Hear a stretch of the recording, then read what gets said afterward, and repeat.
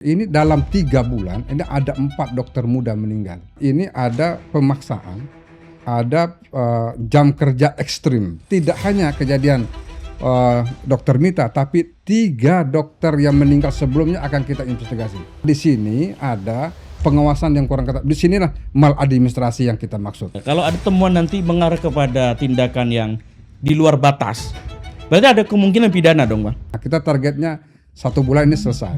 Sebenarnya lembaga ombudsman ini adalah jembatan bagi masyarakat dengan birokrasi. Maladministrasi ini merupakan awal hulu akan terjadinya korupsi. Jadi alat ukur sekarang itu di dalam undang-undang tentang pelayanan publik itu kewajiban semua entitas pelayanan publik itu wajib membuat SOP. Kalau SOP tidak diumumkan, Bang, tidak dicantumkan, bahkan tidak disertakan, berarti pelanggaran juga itu? Itu pelanggaran. Itu pertama kali yang kita kejar. Oke. Saya pertanyaan hari ini nih mau nanya persoalan ombudsman dari dalam. Iya. Nih, sebetulnya kan ini masalah serius. Ini kan lembaga publik terbuka. Iya, kalau terbuka.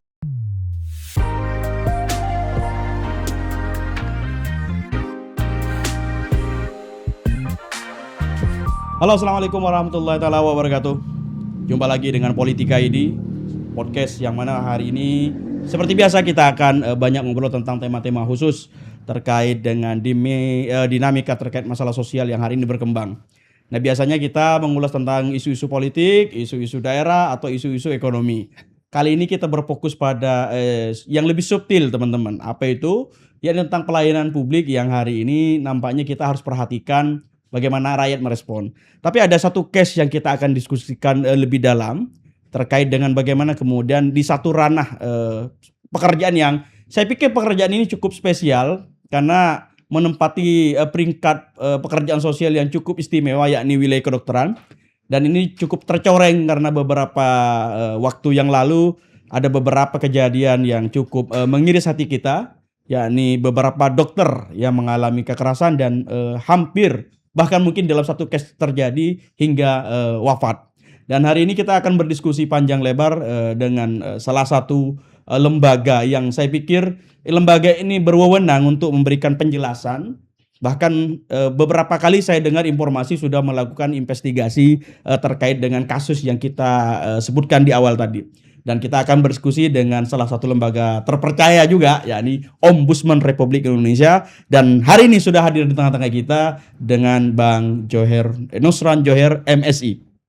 Ya. Apa kabar, Bang? Baik, alhamdulillah. Assalamualaikum warahmatullahi wabarakatuh. Duh, ini terima kasih sudah datang, Bang, dari Ombudsman, walaupun Ombudsman hari ini juga libur kayaknya, Bang. Iya, benar. Oke, hari ini sibukannya apa, Bang? Ya, biasa di rumah bersama anak dan istri ya, keluarga lah.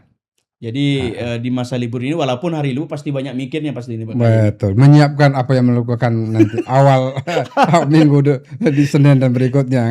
Tidak ada libur, yang penting wajah kita, kehadiran kita untuk keluarga penting. Oke. Sebetulnya Ombudsman itu seberapa penting sih, Bang? Sehingga kita mengenalnya kan lembaga ini kan kalau dibandingkan kayak KPK ya kan, Bang, ya. Kayak KPK yang sama-sama dianggap sebagai lembaga monitoring lah ya. Iya, benar. Apa yang kebetulan istimewanya Ombudsman sebetulnya? Nah, benar ya. Ini Ombudsman ini, teman-teman, ini adalah bukan lembaga, bukan baru ya. Udah 26 tahun loh.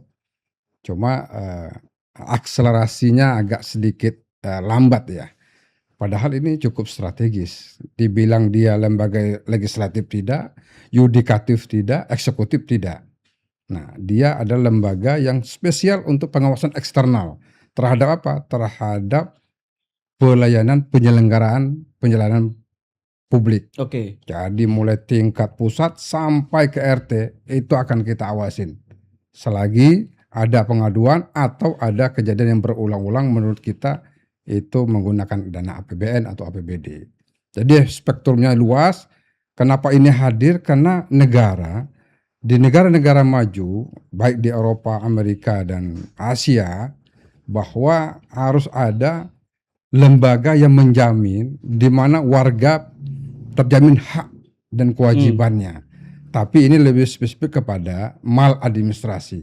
Apa itu maladministrasi? Yaitu kalau hak-hak publik dari orang yang mau tidur sampai tidur lagi itu diawasin oleh ombudsman. Hak publik seperti apa? Mulai pendidikan, kesehatan, hak-hak dasar warga, perizinan.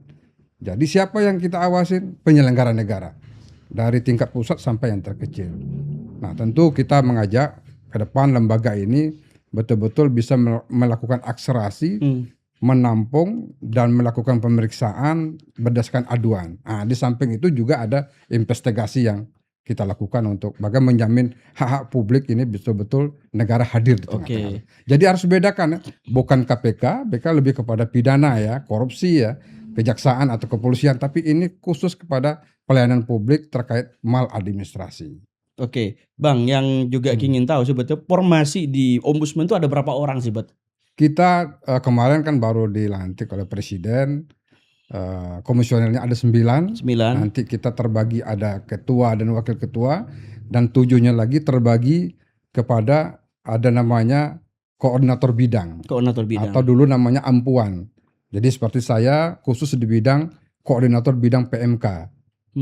Sumber daya manusia, pemberdayaan manusia dan kebudayaan. Nah, di situ ada sekitar 9 kementerian yang menjadi counterpart saya, mulai dari Menteri Pendidikan, Menteri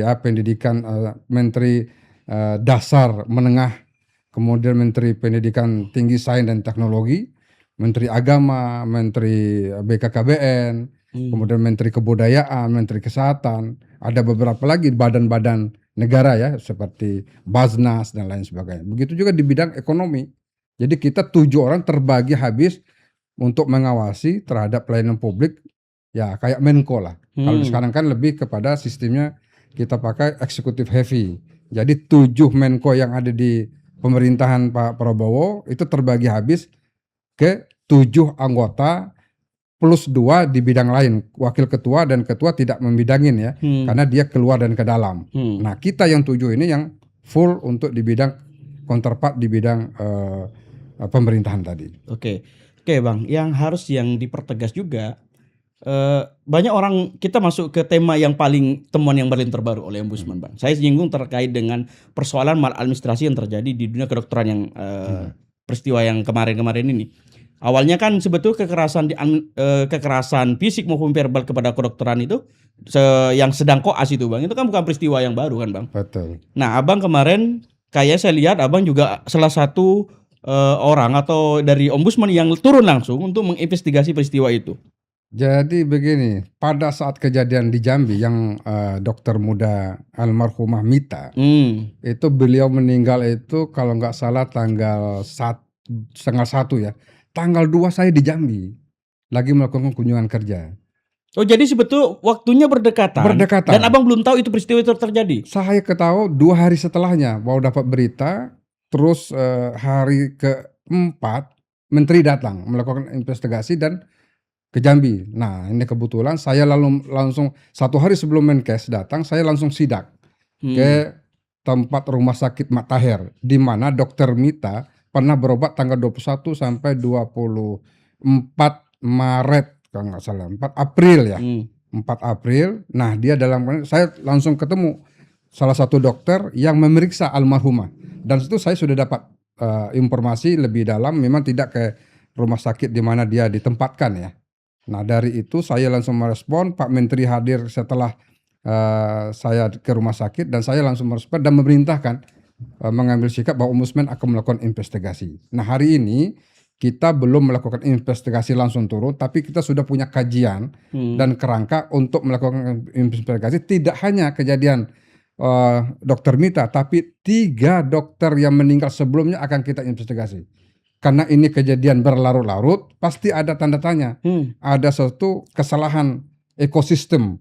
Apakah nanti dari sisi regulasi yang dibuat tata kelola oleh Menteri Kesehatan, atau dari implementasi dari regulasi dari pemerintah pusat dalam ini Menteri Kesehatan terhadap pengawasan atau dokter pendamping dokter internship ini, atau fasilitas di mana situasi wahana, baik itu rumah sakit di mana tempat anak-anak dokter muda ini di tempat internship ataupun puskesmas yang menunjang dari sisi keamanan, kenyamanan dokter ini. Nah, artinya dari kita di Ombudsman langsung saya perintahkan teman-teman untuk langsung turun dan itu sudah disetujui di pleno pimpinan Ombudsman. Nah, Bang, kita sudah berikan gambaran yang singkat dulu, Bang. Ya. Sebetulnya Abang ketika turun pertama dan melihat, karena Abang pasti melihat dulu lah apa yang terjadi dengan peristiwa yang terjadi pada Dr. Mita itu. Sebetulnya Abang sudah bisa melihat nggak satu kejanggalan atau temuan yang kayaknya memang ini berturut-turut atau memang seolah-olah akan ada skema yang lain mungkin? Ya, kita juga melihat dengan kacamata yang objektif tentunya ya. Saya sudah dapat input dari beberapa dokter yang saya diskusi yang memeriksa almarhum Mita ini contoh di Jambi ya, bahwa memang ada di dalam pemeriksaan beliau itu mengalami sakit paru atau TBC ya, TB, yang katanya itu baru terjadi pada proses dia ada sakit TB. Nah itu pada saat dia dirawat, nah hasil dari pemeriksaan di Rumah Sakit Tahir Jambi sudah sembuh dan boleh pulang. Kemudian si dokter dijemput oleh orang tuanya, Dokter Mita dijemput orang tuanya, beliau langsung pulang ke tempat tugas di Tanjung Jabung Barat ya. Kemudian pulang ke kampung ke Palembang ya, Sumatera Selatan. Di sana terjadi karena mungkin darat ya perjalanan, orang sakit biasanya keluar dari rumah sakit kan masih belum begitu pulih ya. Mungkin ada kelelahan di jalan ya.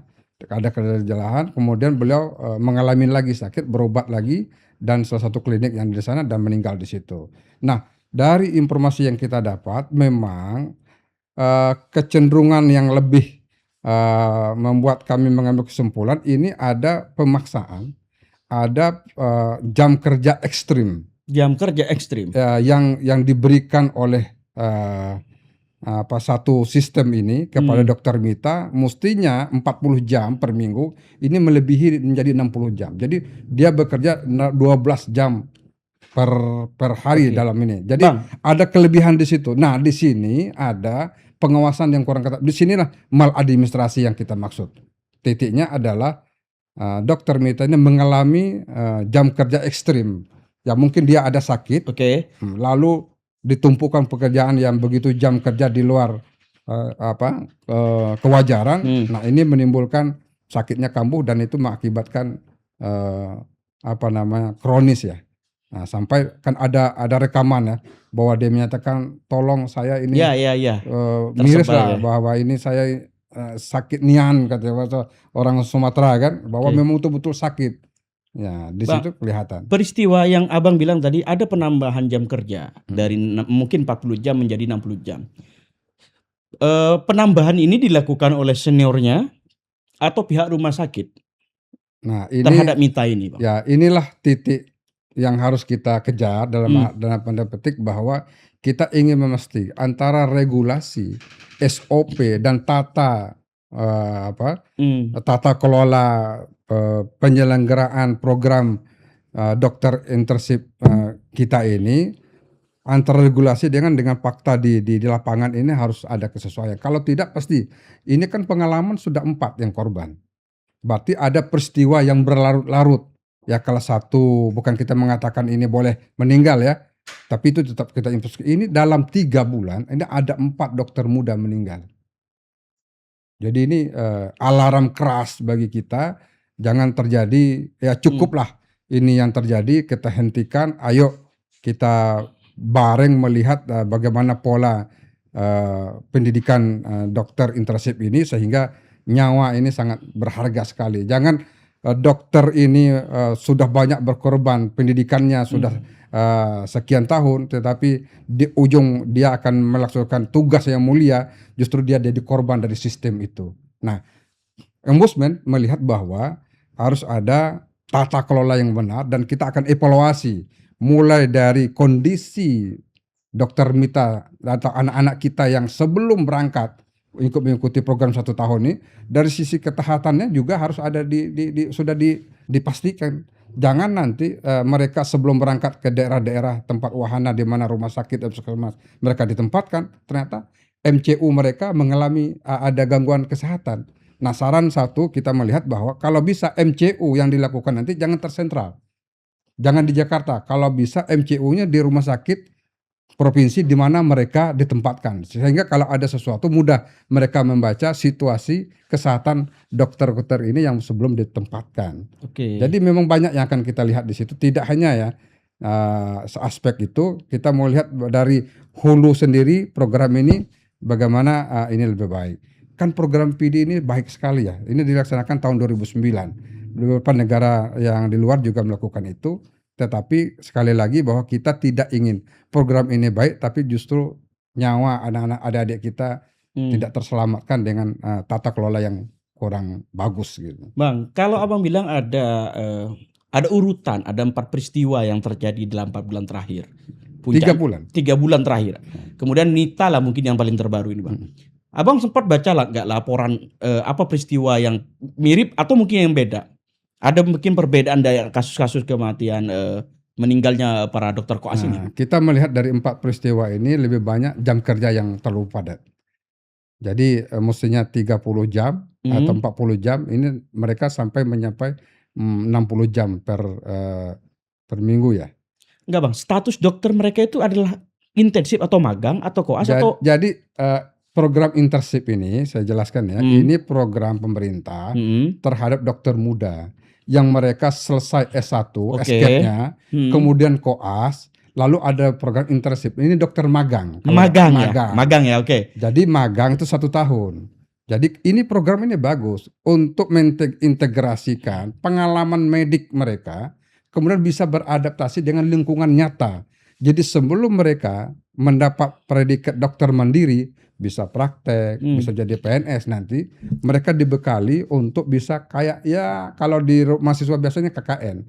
Kalau sudah masuk ke dunia sosial masyarakat, tidak hanya mereka jadi dokter, tetapi di dalam masyarakat bisa memberikan penyuluhan, bisa bersama-sama masyarakat, karena mereka kan misalnya perguruan tinggi di Sumatera Selatan, misalnya Unstri ya, Fakultas Kedokteran, kan mereka di kota.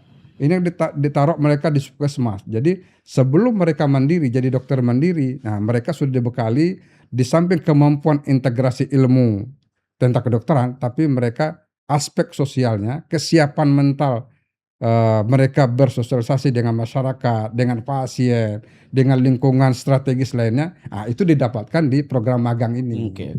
Jadi cukup bagus ini sebenarnya program. Cuma bagaimana memastikan ya, terutama yang kami sorot ini adalah dokter pendamping. Nah, status dokter pendamping ditentukan oleh siapa bang sebetulnya? Oleh pemerintah. Oleh pemerintah? Oleh pemerintah pusat. Dia menentukan itu siapa, ya tentu dokter pendamping yang ada dekat dengan mereka. Pertanyaannya, sejauh mana pengawasan? Ya, bagaimana mengawasi misalnya dokter pendamping betul-betul menjalankan fungsinya, termasuk kapasitas dan sarpras, sarana prasarana, baik puskesmas maupun rumah sakit di mana tempat dokter internship ini ditempatkan. Ya, misalnya salah satu rumah sakit daerah yang belum siap, ini kan juga membahayakan bagi anak-anak baru ya, yang mungkin mereka jauh. Karena ini saya lihat kan ada penempatan silang. Artinya orang Palembang bisa ke Jambi, atau tidak untuk ini yang ada di Jawa bisa di Sumatera bisa di Kalimantan. Ini mungkin perlu juga di cross check seperti apa ininya penempatan adik-adik kita di program internship ini. Oke. Jadi sekali lagi ini adalah magang ya. Magang tapi justru kalau tidak tepat jadi beresiko. Nah, itu dia. Makanya kan ada satu hal yang perlu kita lihat dari sisi mananya, ekosistem tata kelola yang mana yang ini. Masalahnya kan ini sudah kejadian berulang-ulang 4 dokter yang nahas nyawanya gitu. Nah bang, terkait dengan dokter pendamping ini kan perlu ditelisik sebetulnya bang. Ini perlu informasi dari Bang Nusran sebetulnya. Dokter pendamping ini kan ditentukan atau ditetapkan oleh pemerintah sendiri. Ya, betul. Kriterianya adalah berarti dokter senior dong bang. Dokter senior. Jadi walaupun dia dokter senior punya kewajiban juga dalam bekerja harian juga. Ya betul. Jadi dokter pendamping ini yang mengatur ritme. Ya, bagaimana mereka dan memberikan pengawasan, kontrol kepada yang magang. Jamnya juga harus benar, bagaimana mereka akan ada laporan secara berkala kepada dokter pendamping ini. Nah, ini kita mau melihat nanti salah satu investigasi yang kita lakukan, bagaimana sejauh mana SOP kewajiban hak dari dokter pendamping terhadap yang didamping, termasuk bagaimana laporan apakah terjadi ini namanya kan, masalah yang jam yang ekstrim. Bisa saja misalnya rumah sakit ini kena kekurangan tenaga medis, itu ditumpukan kepada anak-anak yang lagi magang. Oke, ya. Nah ini kan harus kita buktikan nanti apakah sejauh mana kelalaian kewajiban ini terjadi di program internship dokter kita. Oke, Bang. Ini terkait dengan soal ini, Bang. Sebetulnya rumah sakit itu Bang terima berapa, Bang? Kalau dari temuan di mana Dokter Mita bekerja, sebetulnya ada nggak orang-orang atau dokter intensif yang kerja yang statusnya sebagai intensif juga dokter, selain Dokter Mita di rumah sakit tersebut? Nah, saya belum membaca sejauh itu berapa jumlah mereka ditempatkan di rumah sakit daerah. Kemudian total secara nasional itu berapa setahun memproduk. Ini nanti ini akan kami coba lebih detail lagi. Oke, berarti kalau ada temuan nanti, maaf tanda kutip ya, kalau ada temuan nanti mengarah kepada tindakan yang di luar batas, berarti ada kemungkinan pidana dong, Bang? Ya, kalau unsur pidana tentu ranah hukum ya. Ya, ranah hukum berarti. Maka, itu tidak menjadi ranahnya ombudsman. Ya, oke. Kalau ombudsman lebih fokus kepada melihat tata kelolanya, kewajiban administratifnya, kemudian ada tidak terjadi pengabaian terhadap tugas dan tanggung jawab, ada kelalaian. Nah, kan semua jenis aturan tentu ada SOP-nya. Di sini kita akan melihat bagaimana peran masing-masing aktor dalam hal ini, tanggung jawab penyelenggara pelayanan publik. Nah, ini akan menjadi fokus kita. Kalau masalah ranah hukum nanti beda ya. Beda ya, ya. Sebetulnya Bang, kalau dibandingkan dengan lembaga hukum lain, lebih cepat mah. Ombudsman ini posisinya harus lebih cepat awal atau setelah peristiwa terjadi? Kita ini tentunya masing-masing lembaga punya gaya masing-masing. Ya. Kalau sudah tahap misalnya ombudsman sudah melakukan IAPS, investigasi atas perkara sendiri, berarti itu urgent. Jadi beda misalnya ada laporan masuk, pengaduan masyarakat, itu agak lama. Itu kan ada prosedur pemanggilan, baik terlapor dan pelapor. Kalau ini kita yang proaktif. Jadi IAPS adalah salah satu alat bagaimana ombudsman untuk proaktif, responsif terhadap satu peristiwa yang diduga melanggar maladministrasi. Nah, kita targetnya 1 bulan ini selesai. Untuk keempat wilayah ini. Yang peristiwa yang soal dokter yang tadi. Kalau dokter termasuk yang 3 sebelumnya ya. Yang terjadian di Jawa Tengah, di Bali, Denpasar, di Jawa Barat. Berarti ini PR yang berat di awal periode berarti, Bang. Bukan berat, ini sudah kewajiban kita. Iya, PR-nya kan berat ini berarti dong, Bang. Enggak, jangan dianggap berat. Tidak, ini sudah kewajiban. Oke. Bang, kita terima dengan lapang dada dan itu kewajiban kita. Yang jadi seru itu bagi publik itu, Bang, karena dokter ini kan profesi seolah-olah elit, Bang. Iya. Jadi kadang-kadang mendiskusikan peristiwa ini dalam tata krama dan cara pandang dokter ini kan kok bisa profesi ini justru berperilaku seperti ini gitu loh. Satu, karena jurusannya pasti mahal. Betul. Kedua, pasti bukan orang-orang sembarangan juga masuk kedokteran kan, Bang. Kemudian ya secara prinsipnya mereka kan adalah orang yang melayani publik gitu. Betul. Secara etik mereka kan belajar itu. Tapi di dalam internal mereka justru mereka melakukan hal yang tiada bedanya dengan orang-orang misalnya yang tidak sekolah etika kedokteran gitu loh, Bang. Nah, Abang bisa nggak memberikan minimal analisa lah terkait dengan profesi ini, kenapa kemudian berlarut-larut sampai 4 kali peristiwa, Bang? Ada semacam keterulangan atau memang ada hal yang sebetulnya perlu banyak tangan atau memang perlu konsentrasi penuh? Ya, saya lebih dalam tanda petik punya dugaan lebih kepada jam kerja yang ekstrim yang dilakukan dalam tanda petik ya, pengawasan yang tidak ketat yang dilakukan oleh dokter pendamping. Karena ini tidak manusiawi. Seharusnya misalnya secara regulasi sudah jelas kan, antara kemampuan orang bekerja, kapan dia istirahat, itu kan sudah diukur. Ya, jam kerja misalnya 40 lalu dipaksakan sekian. Nah, itu kan bahaya bagi, samalah kita kerja misalnya, kenapa pemerintah orang bekerja dari hari Senin sampai hari Jumat, diberikan kesempatan 2 hari itu istirahat. Itu untuk merelaksasi pikiran. Apalagi kita bicara ilmu kedokteran yang menyangkut nyawa kesehatan masyarakat. Ya, sementara dia diberikan tugas yang lebih. Nah ini maka di situ akan kita melihat bahwa niat baik tapi tidak dilakukan dengan cara-cara yang baik itu bahaya. Nah ini alarm keras untuk kita bahwa Hmm. sekali lagi tidak terlepas dari masalah dokter ya, dimanapun berada, di tenaga pekerjaan apapun, ya kita harus manusia yang lebih. Jadi jangan kita mengeksploitasi demi kepentingan kita lalu Anda jadi korban. Itu pertama. Yang kedua terkait dengan pernyataan tadi bahwa Hmm. untuk dokter ini memang mereka mahal kuliahnya. Ya. Mahal sekali. Sudah menempuh S1 kan 4 tahun itu lebih cepat, 5 tahun paling lama. Lalu ada koas dia 2,5 tahun. Berarti kan sudah 7,5 tahun. Ditambah 1 tahun berarti 8 tahun mereka menyelesaikan. Nah, kenapa ini memang agak sedikit elit ya? Hmm. Karena tidak semua orang Ya, ya. yang bisa dengan biaya yang begitu mahal. Ini juga menjadi PR kita semua. Dulu kan tidak ada. Orang yang berpenghasilan rendah dalam tanda petik yang pas-pasan Hmm. pada 20-30 tahun bisa untuk menduduki kuliah di kedokteran. Nah, hari ini kan uang kuliahnya di atas SPP-nya ininya kan uang iurannya kan dia udah ratusan juta. Nanya juga bagaimana kesempatan negara memberikan kesempatan kepada semua warga untuk bisa. Jadi elitnya karena tidak semua orang. Ya, ya. Dari satu kampung misalnya setiap desa ya susah juga kita melihat bahwa siapa yang kuliah kedokteran. Ya rata-rata orang yang sudah berpenghasilan lebih gitu.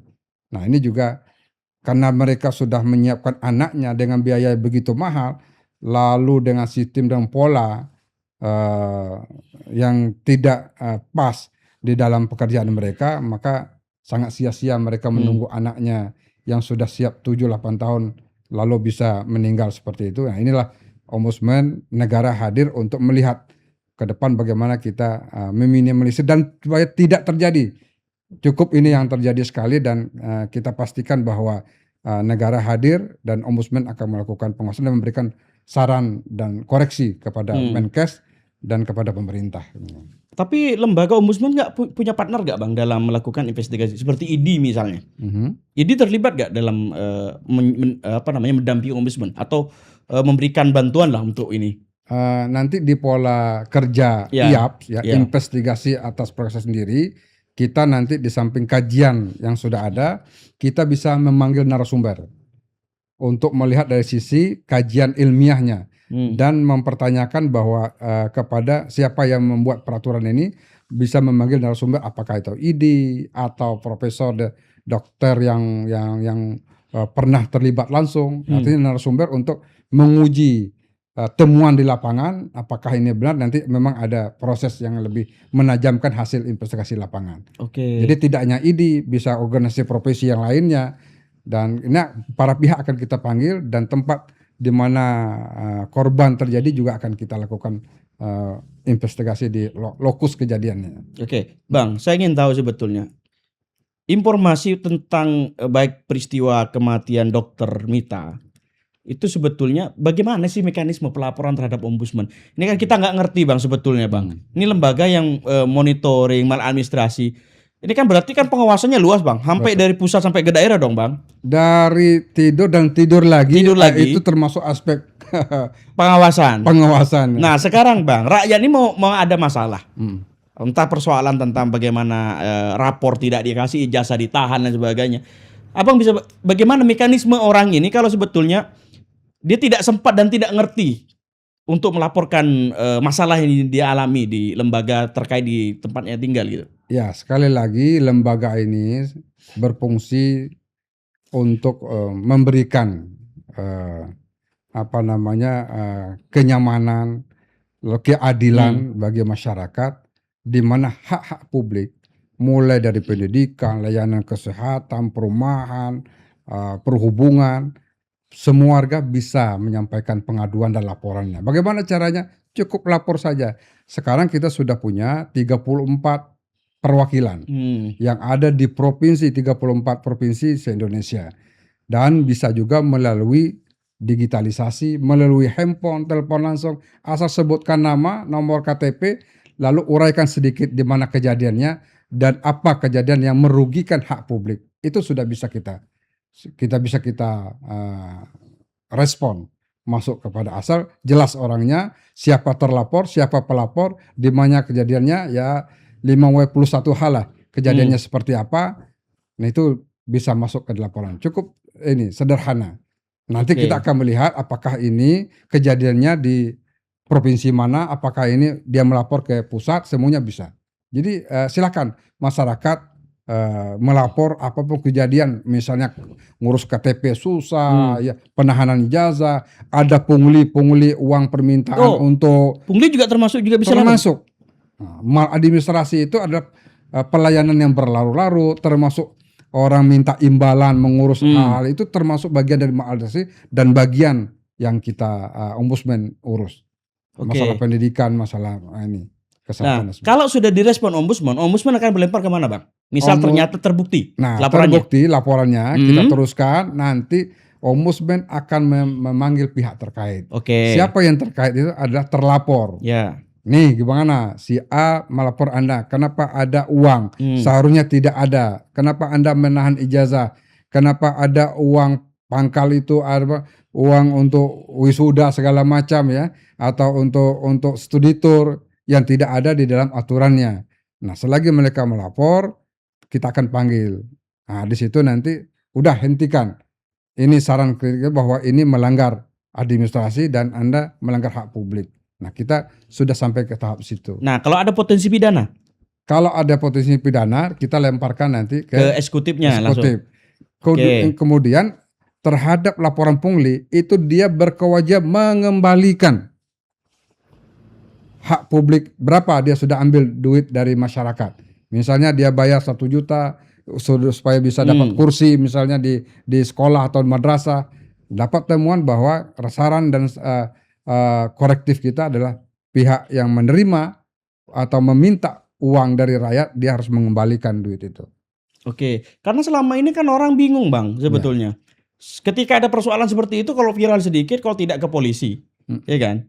Padahal wewenang dalam kelembagaan juga bisa lapor ke ombudsman juga sebetulnya. Betul. Nah, ini kan tidak diketahui oleh publik. Makanya ombudsman seperti sering dimaknakan karena tidak memiliki wewenang eksekutif, dianggap sebagai lembaga yang tidak langsung mengeksekusi peristiwa itu, Bang. Ini kan problem utamanya sebetulnya. Iya, itulah yang membedakan kita dengan penegak hukum.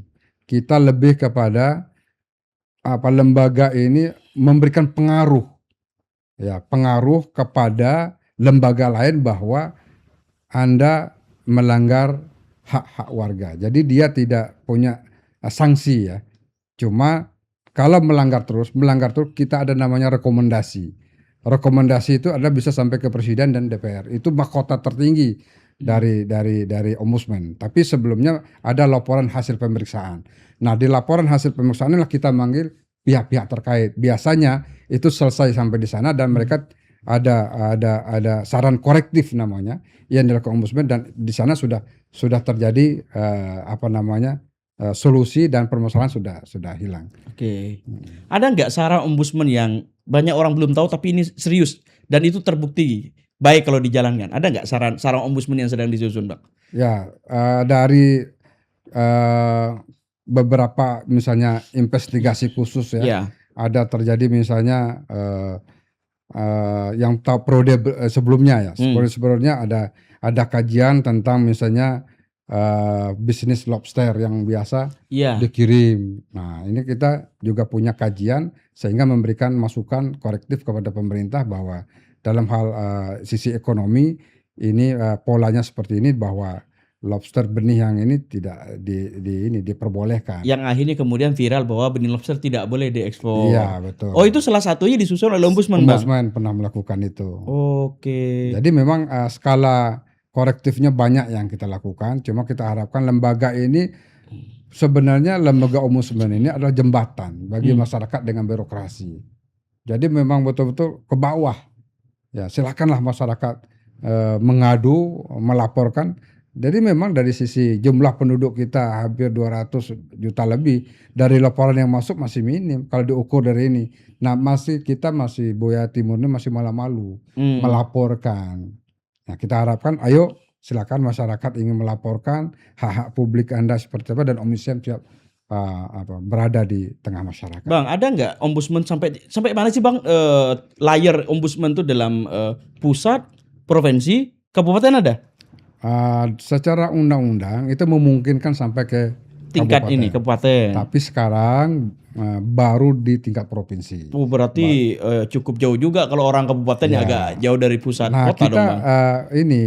bikin strategi. Nah, gimana Bang? Kita bikin ada semacam sahabat ombudsman. Nah, mereka bisa mengawal di daerah-daerah ya kalau memang tidak ada keterjangkauan ya akses ya dari provinsi sampai ke tingkat desa. Nah, sahabat ombudsman di mana di tingkat-tingkat kabupaten itu bisa kita dirikan. Jadi masyarakat bisa membentuk sahabat ombudsman. Sahabat ombudsman, komunitas-komunitas. Ya. Nah, malah kita ke depan ingin membentuk satu edukasi kepada masyarakat bekerjasama dengan perguruan tinggi ada masyarakat anti maladministrasi.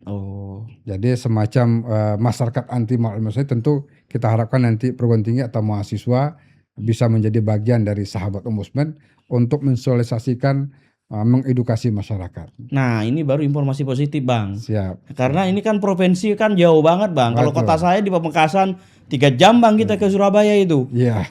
Nih paling dekat kan Boro-Boro, paling ketidak ya ke polisi ujungnya kalau ada masalah seperti ini Bang. Nah, tapi dengan kemajuan teknologi sebenarnya ya.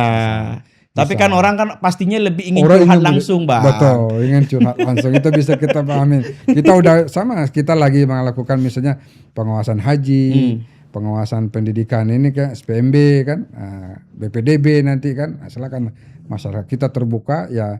Memang masyarakat kadang-kadang ingin melihat langsung atau mendengar langsung dari orang. Oh ini ada misalnya. Beda dengan mereka membaca di website atau ini kan kita memang belum masih black teknologi. Nah, karena perlu proaktif. Ada hal yang banyak juga Bang. Sebetulnya sebelum kita podcast ini kan banyak ini kan sering berdiskusi lah di podcast dengan siapa nih selanjutnya Mel? Dengan ombudsman. Saya titip pertanyaan. Ini ada pertanyaan Bang, titipan sebetulnya. Sebetulnya Bang, banyak di perspektif publik itu ombudsman masih tidak maksimal pekerjaannya. Ini yang dirasakan publik Bang. Ini kan mungkin nanti Abang bisa jelaskan roadmap ke depan yang lembaga yang Abang pimpin juga di situ juga akan seperti apa ke depan. Karena kalau bisa lihat seperti Abang bilang, kalau masyarakat langsung lapor dalam satu wadah, kan mungkin seleksinya kan sangat rumit Bang. Mana yang harus dieksekusi duluan. Sedangkan ombudsman kan juga wewenangnya dibatasi dalam lingkup eksekusi. Nah kan orang-orang masyarakat kita ini kan nggak butuh Bang cuma laporan, maunya tetap lapor sikat selesai gitu. Nah apa yang coba Abang jelaskan kalau ada pertanyaan seperti itu? Iya, kalau kita melihat fungsi dari ombudsman dan negara-negara maju ya, itu memang dipakai bahwa mereka bagian dari seperti penasehat raja. Dipakai oleh di bawah presiden langsung. Nah, karena ujung dari negara ini kan bagaimana rakyatnya sejahtera. Nah, ombudsman sebenarnya bagian dari hulunya untuk meyakinkan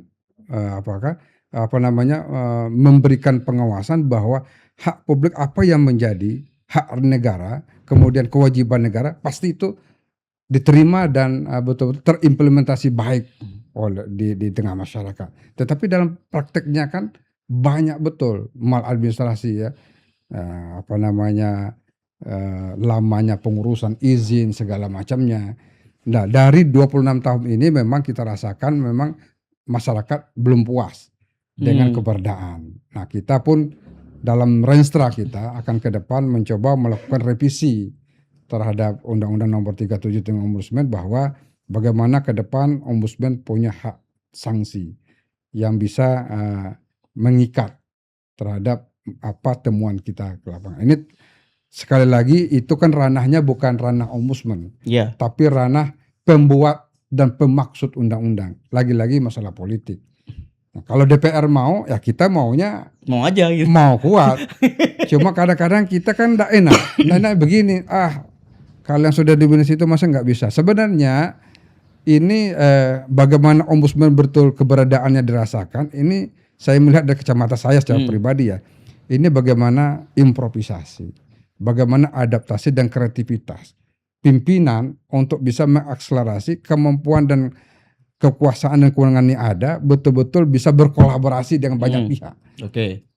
Menurut saya ya namanya sesuatu kewenangan ada batasnya. Ya DPR sendiri ada punya kebatasan. Presiden juga tidak sebebas itu.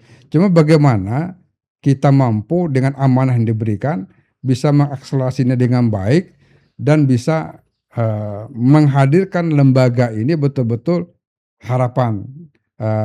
Tidak hanya dengan kewenangan yang ada hari ini, tapi paling tidak kemampuan ya menggunakan teknologi misalnya, kepuasan kecepatan kita menjawab apa yang menjadi laporan masyarakat.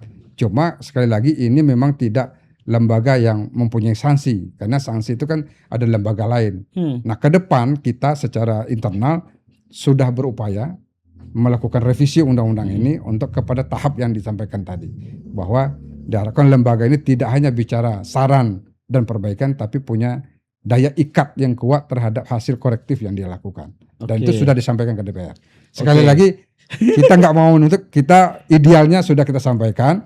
Hari ini kita bersyukur Ombudsman masih ada dan bisa bekerja.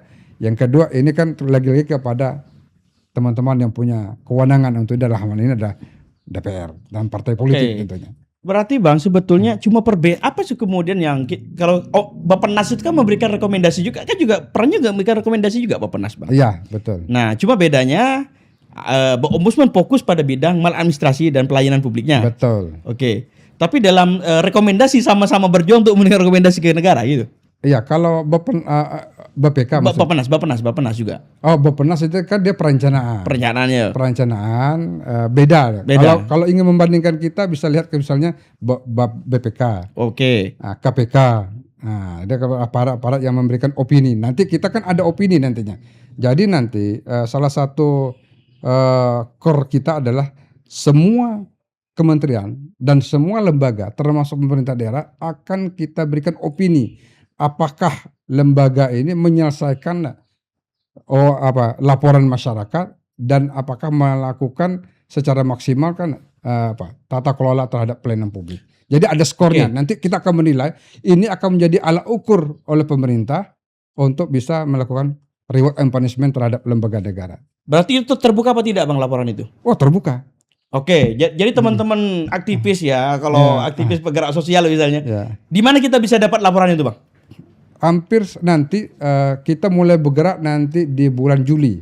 Oke. Nanti ujungnya adalah Desember kita umumkan kepada publik. Lembaga mana, kementerian mana, kemudian provinsi, gubernur.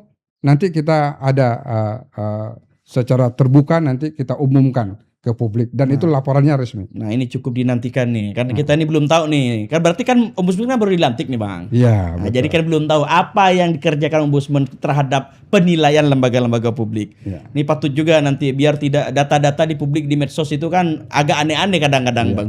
Tidak dapat sandaran data yang jelas. Mungkin Ombudsman nanti dari data-datanya bisa jadi referensi kira-kira lembaga mana yang kira-kira patut diawasin dan dikontrol mungkin dan dijaga selanjutnya. Ya. Bang ada pertanyaan. Termasuk pemerintah daerah ya.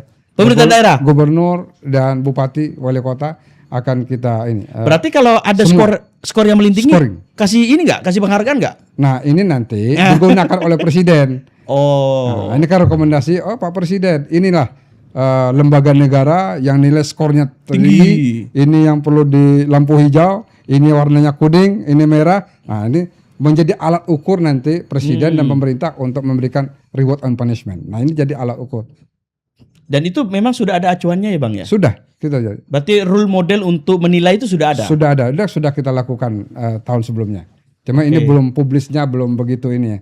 Mudah-mudahan ini bagian dari sosialisasi dan masyarakat bisa mendapatkan data itu. Oke, ini saya tunggu juga rumah sakit di kabupaten saya kan. Coba tahu kan ada penilaian buruk apa tidak kan? Iya. Bisa kita marahin kan?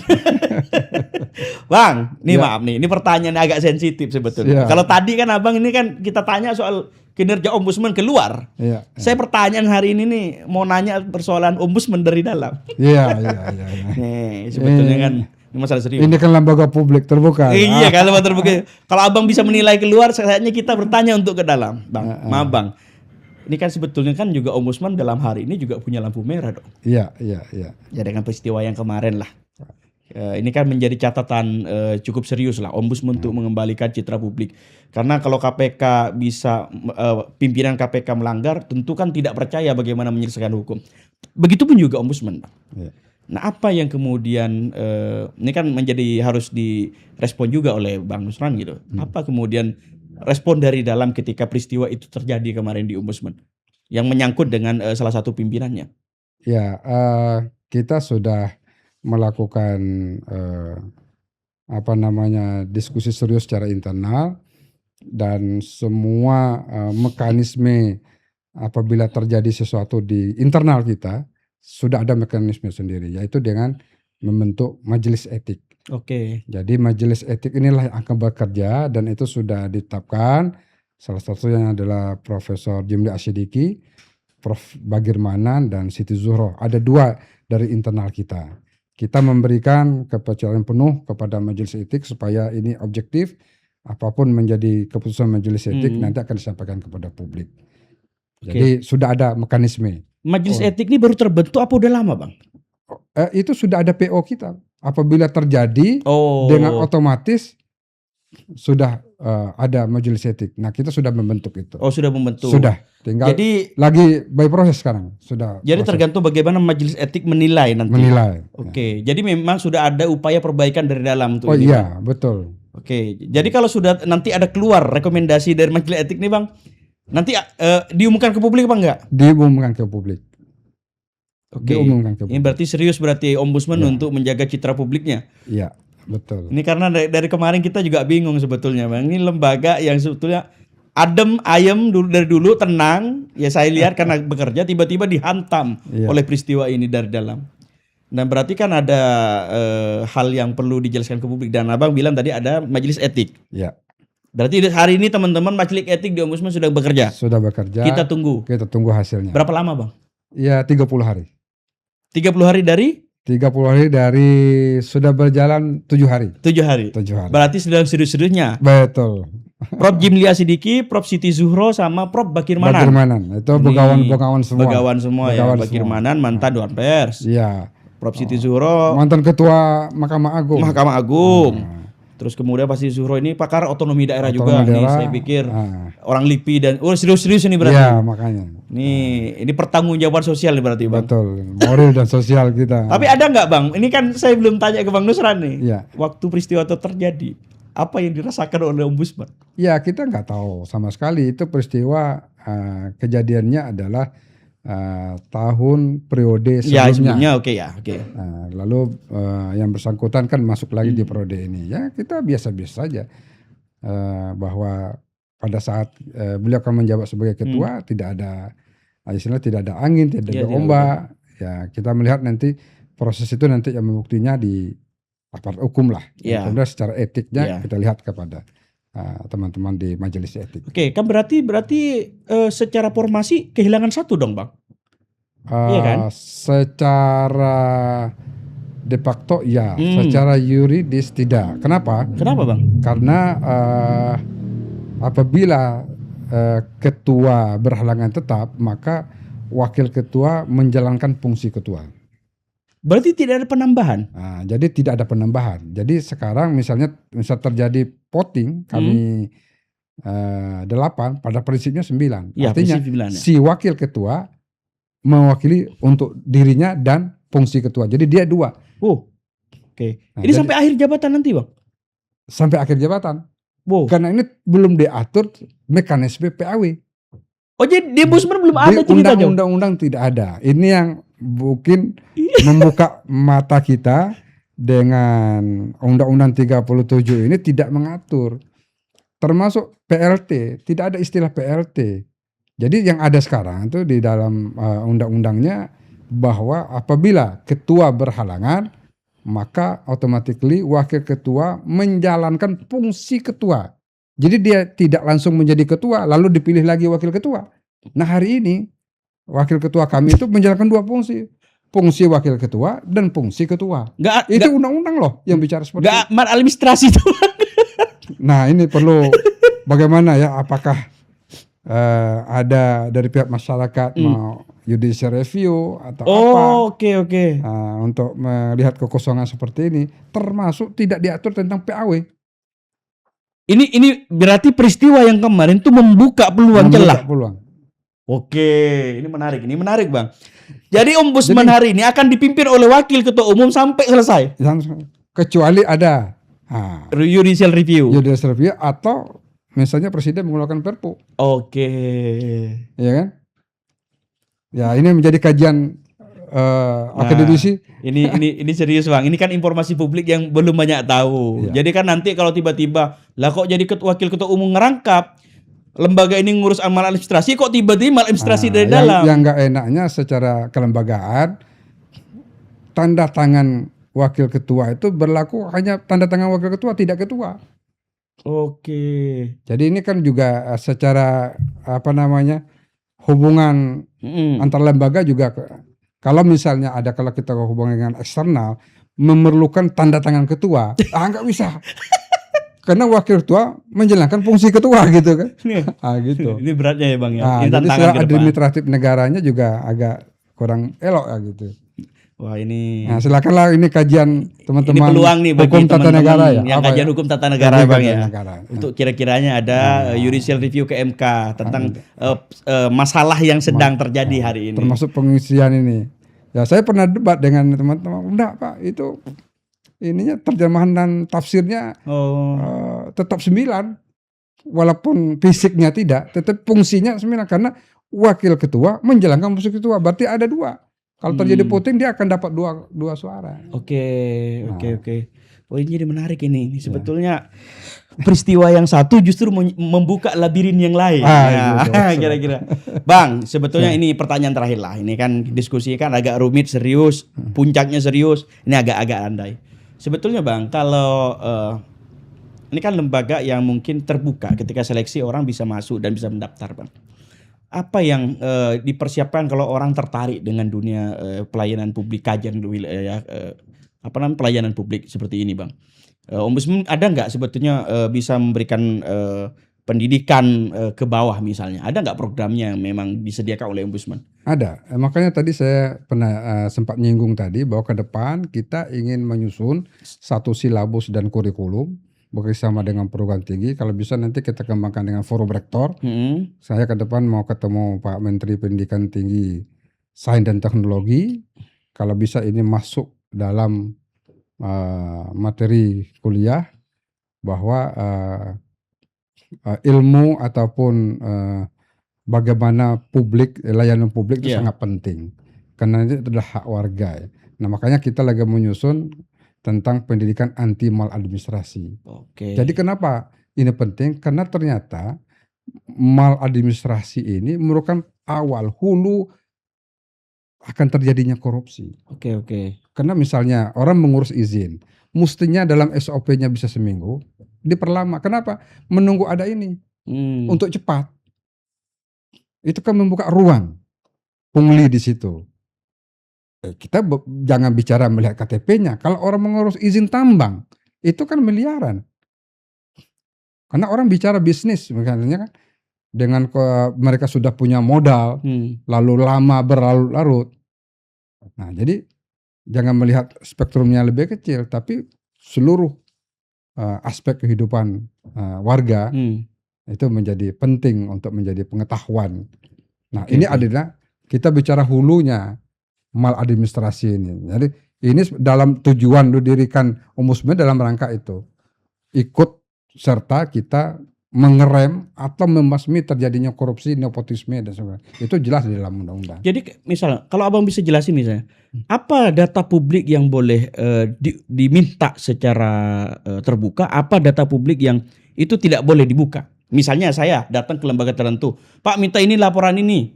Apakah itu harus bisa dibuka semua Bang? Misalnya kita datang ke sekolah atau rumah sakit, minta laporan, ini kok bisa-bisanya mahal, pembayaran rumah sakit tiba-tiba mahal. Bisa nggak minta itu? Dan apa yang tidak boleh diberikan? Nanti begini Pak Megi, hampir di seluruh penyelenggara pelayanan publik di tingkat kementerian, baik itu pusat sampai daerah dalam hal ini pemerintah daerah, makanya kita temukan setiap satuan penyelenggaraan pelayanan publik itu menyantumkan SOP-nya terhadap pelayanan publik itu sebenarnya yang kita sorot di situ. Apakah sesuai dengan pelayanan publik sesuai dengan SOP yang mereka bikin? Jadi alat ukurnya sudah ada. Nah, ya mungkin ini budaya kita kan. Orang nggak mau baca itu, orang mau langsung mau cepat. Ada omnya di sana. Ya udah gampang itu ada teman saya. Padahal sudah ada semuanya. Jadi alat ukur sekarang itu di dalam undang-undang tentang pelayanan publik itu kewajiban semua entitas pelayanan publik itu wajib membuat SOP. Jadi kita menyorot itu saja. Dan masyarakat sebenarnya mengurus KTP berapa lama, mengurus izin ini berapa lama itu sudah ada. Sekarang sudah bisa dilihat di depan pintu masuk biasanya sudah mengurus ini.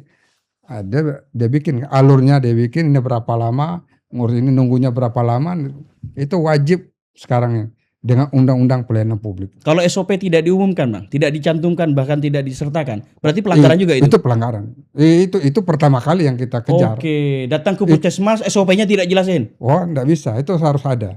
Itu sudah jelas. Dengerin tuh baik-baik teman-teman. Jadi kalau ada lembaga publik tidak menjelaskan SOP-nya di kantornya, berarti itu sudah bisa. Kecenderungan, Bang? Kecenderungan.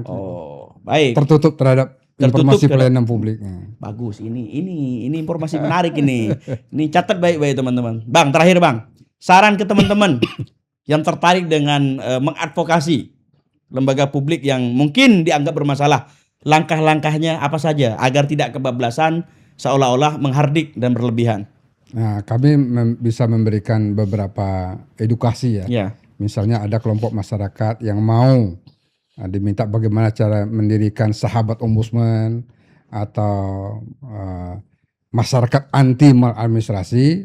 Kita akan bisa menggaiden, kita bisa kerjasama dan memberikan pemahaman-pemahaman terhadap batas-batasnya seperti apa. Kami membuka, dan memang ini adalah negara membayar atau istilahnya memberikan fasilitas kepada kami untuk, ya memang itu tugas kita. Nah sekarang kalau misalnya ini sosialisasi sudah bagus, tentu kita melihat teknologi yang bisa mempercepat efisiensi, kemudian bagaimana mempercepat pengaduan, kemudian realisasi dari aduannya seperti apa, ini juga tantangan tersendiri bagi kita. Begitu, Dina. Jadi ini sudah konkret Bang ya. Siap. Jadi kita bisa jelasin ke publik dan penonton kita di Politika ID bahwa ada runutan dan penjelasan yang sebetulnya teman-teman bisa dapatkan. Apalagi pelayanan publik itu sudah terbuka dan itu SOP-nya harusnya sudah ada.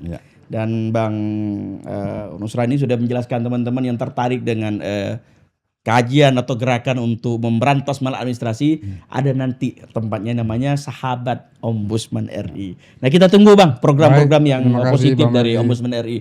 Bang Nusran selamat, kita sudah nyampe di ujung.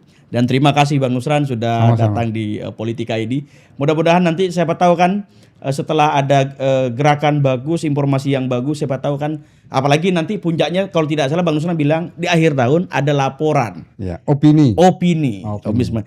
Kita tunggu Bang. Mudah-mudahan Bang Nusran berkesempatan dan mau hadir dan membawa laporan itu. Baik. Dan kita tunggu untuk kita bedah dan kaji bersama di sini. Oke, terima kasih Bang Nusran. Sama-sama, makasih. Mudah-mudahan ini jadi informasi ke penonton kita, dan saya Melki Amrul Soleh, teman-teman tetap standby di channel kita di Politika ID, dan mudah-mudahan kita akan berjumpa dengan tema-tema yang lebih beragam.